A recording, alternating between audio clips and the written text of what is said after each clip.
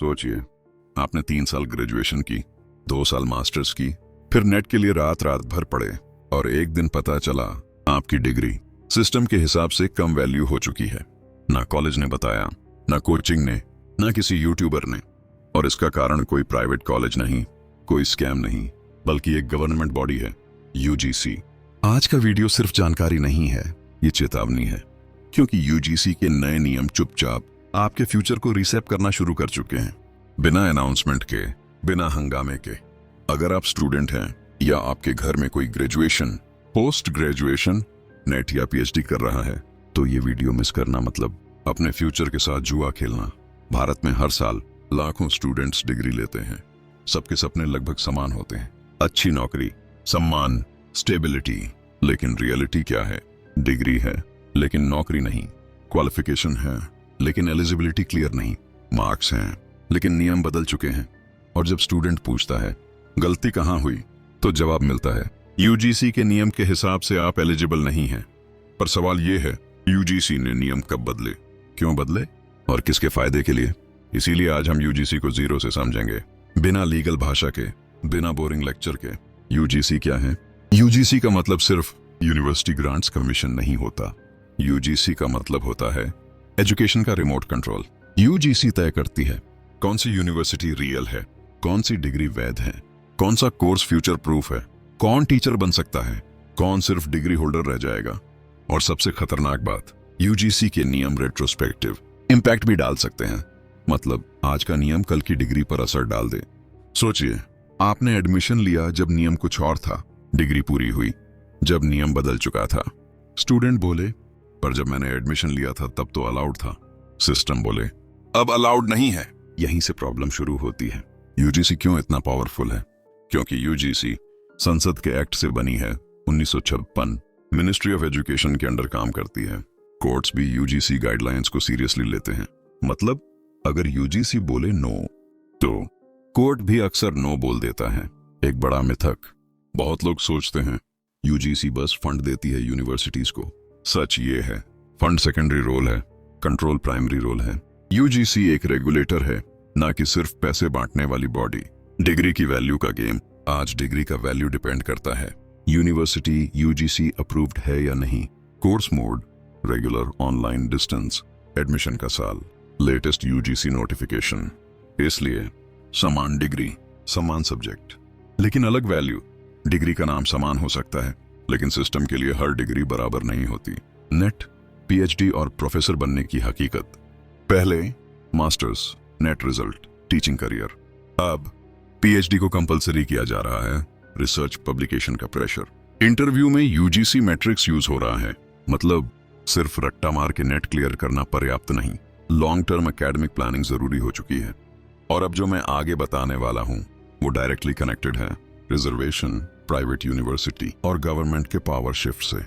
ये part skip किया तो पूरा पिक्चर कभी क्लियर नहीं होगा। अब यहाँ एक साइलेंट वॉर चल रही है जो न्यूज हेडलाइंस में कम दिखती है। Central government UGC versus state government, state universities. मसला क्या है? एजुकेशन कॉन्करेंट लिस्ट में आता है। मतलब सेंटर भी नियम बना सकता है, स्टेट भी नियम बना सकती है, लेकिन यूजीसी बोलता है फाइनल अथॉरिटी हम हैं। स्टेट्स बोलती हैं एजुकेशन हमारा सब्जेक्ट भी है, रियल इंपैक्ट स्टूडेंट पर कैसा पड़ता है। एग्जाम्पल समझिए, स्टेट ने एक कोर्स अलाउ कर दिया, यूनिवर्सिटी ने एडमिशन ले लिया, स्टूडेंट ने फीस भर दी, डिग्री लगभग पूरी हो गई। फिर यूजीसी नोटिफिकेशन आ जाता है, इस कोर्स का स्ट्रक्चर यूजीसी नॉर्म्स के खिलाफ है। Result, degree questioned, eligibility stuck, career hold पर, स्टूडेंट फंस गया। सेंटर व स्टेट की लड़ाई में कास्ट, रिजर्वेशन मैटर जो खुल के नहीं बोला जाता। अब एक सेंसिटिव लेकिन रियलिटी बेस्ड बात, यूजीसी के नए नियम, faculty recruitment, PhD admission, research fellowships, सब में मेरिट, रिजर्वेशन का रीबैलेंसिंग हो रहा है। आज सिर्फ डिग्री आपको सीट नहीं दिलाती, आज आपका एकेडमिक प्रोफाइल डिसाइड करता है कि आप सिस्टम के लिए कितने यूजफुल हो। प्राइवेट यूनिवर्सिटीज हीरो या विलन? आप सब बोलते हैं प्राइवेट यूनिवर्सिटीज लूट रही हैं। सच थोड़ा कॉम्प्लेक्स है। यूजीसी का गेम यहाँ क्या है? यूजीसी चाहता है टॉप लेवल प्राइवेट यूनिवर्सिटीज को ग्लोबल बनाना, फॉरेन टाई-अप्स अलाउ करना, रिसर्च फंडिंग अट्रैक्ट करना। इसलिए कुछ प्राइवेट यूनिवर्सिटीज को एक्स्ट्रा फ्रीडम, कुछ को स्ट्रिक्ट सर्वेलेंस। रिजल्ट, समान प्राइवेट टैग, लेकिन कुछ यूनिवर्सिटीज एलीट बन रही हैं, कुछ सिर्फ डिग्री फैक्ट्रीज रहेंगी। अगर आप स्टूडेंट हैं तो ये 5 रूल्स याद रखो। रूल 1, एडमिशन से पहले सिर्फ कॉलेज नहीं, यूजीसी नोटिफिकेशन चेक करो। रूल 2, डिग्री का फ्यूचर उपयोग क्लियर रखो, job, teaching, research. Rule 3, online distance सिर्फ तब लो जब एलिजिबिलिटी कंफर्म्ड हो। रूल 4, नेट, पीएचडी के लिए करंट और अपकमिंग यूजीसी रूल्स दोनों पढ़ो। रूल 5, ये अलाउड है, बोलने वाले पे नहीं, रिटन नोटिफिकेशन पे ट्रस्ट करो। भारत का शिक्षा सिस्टम पहले ही दबाव में है, कॉलेजों में भीड़ है, प्रतियोगिता बहुत ज्यादा है और भरोसा धीरे धीरे कम होता जा रहा है। इसी बीच यूजीसी ने कुछ नए दिशा निर्देश, गाइडलाइंस जारी किए। आधिकारिक कारण बताया गया, छात्रों को सुरक्षित रखना, हैरासमेंट और भेदभाव खत्म करना। सुनने में बात बिल्कुल सही लगती है, लेकिन जब हम गहराई में जाते हैं तो तस्वीर थोड़ी जटिल हो जाती है। छात्रों की सुरक्षा से जुड़े नियम, सरल शब्दों में कहें तो यूजीसी के नियमों का मतलब होता है इन्हें मानना ही पड़ेगा। नए यूजीसी नियम आए क्यों? पिछले कुछ सालों में कई शिकायतें सामने आईं।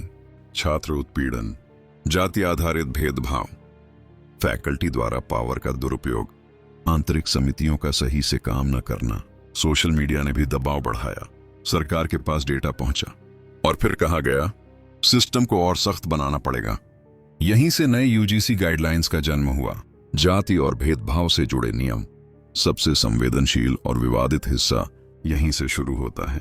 यूजीसी के अनुसार अगर कोई छात्र जाति आधारित भेदभाव की शिकायत करता है तो कॉलेज को तुरंत कार्रवाई करनी होगी, एक आंतरिक समिति बनानी होगी। जांच के दौरान फैकल्टी या स्टाफ को साइडलाइन भी किया जा सकता है। इरादा अच्छा है, इससे इनकार नहीं किया जा सकता, लेकिन समस्या यहीं से शुरू होती है। समस्या कहाँ है? नियम बहुत मजबूत हैं, लेकिन दुरुपयोग रोकने के लिए स्पष्टता कम है।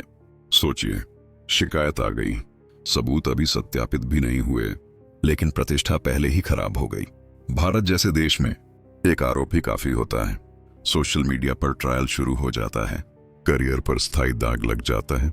इसीलिए कई प्रोफेसर चुपचाप कहते हैं अब बोलना भी जोखिम हो गया है। टीचर्स क्या महसूस कर रहे हैं? ग्राउंड रियलिटी ये है, शिक्षक सतर्क हो गए हैं, क्लासरूम इंटरैक्शन कम हो रहा है, अनुशासन और मार्गदर्शन कमजोर हो रहा है।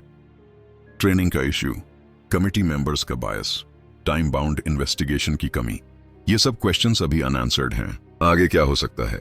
अगर सिस्टम इवॉल्व नहीं हुआ तो फॉल्स केसेस बढ़ेंगे, जेन्युइन केसेस डाइल्यूट हो जाएंगे, टीचर्स डिफेंसिव हो जाएंगे, स्टूडेंट्स कंफ्यूज्ड रहेंगे और एजुकेशन का कोर पर्पज, सीखना और सिखाना, कहीं पीछे रह जाएगा।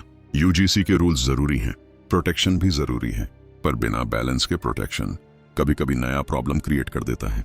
सवाल सिर्फ इतना है, क्या हम सिस्टम को सुधार रहे हैं या सिर्फ रिएक्शन में रूल्स बना रहे हैं? आप क्या सोचते हो? यूजीसी के नए रूल्स लॉन्ग टर्म में एजुकेशन को सेफ बनाएंगे या सिस्टम और ज्यादा कॉम्प्लिकेटेड कर देंगे? कमेंट में अपनी ऑनेस्ट राय जरूर लिखो। और ऐसी ही रियल नॉलेज और सिस्टम की रियलिटी को समझने के लिए मनी माइंड चैनल को सब्सक्राइब करना मत भूलना।